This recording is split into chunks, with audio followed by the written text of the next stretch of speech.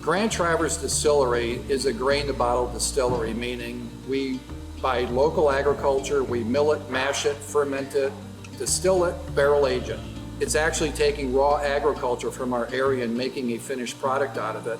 That's going to be unique in the marketplace. Our products will not taste the same as anybody else's.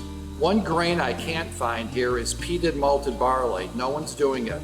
So that is a product that we are importing from Scotland for a specialty whiskey that has a mash bill of 20% peated malted barley and 80% locally grown rye. Something I found out after I started the distillery, not before, was that my grandfather, George, actually did some distilling on the farm. They had 8 sons. They grew all the crops they needed. They had cattle and chickens, and they had all their own food, but you still need cash. So what he did, he took excess corn and basically made moonshine to provide some cash income to the family for a number of years.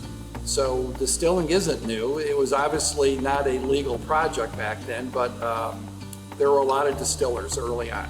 So we have a still Arnold Holstein made in Germany. The reason I purchased it, I can have a single piece of equipment that I can make vodka with, which has to be over 190 proof off distill, but I can also scale it down to about 135 proof products. So we can do everything with one piece of equipment: vodka, gin, whiskey, and rum.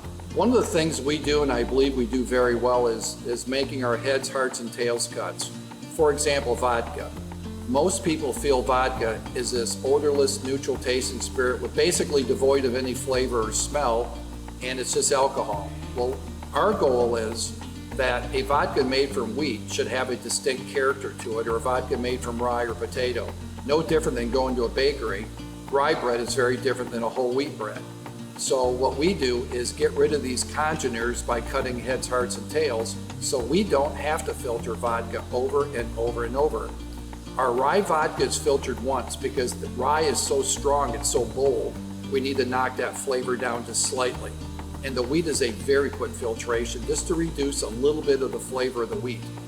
So it's still vodka, it's neutral tasting, but our vodkas have a distinct character of the grain that it's made from.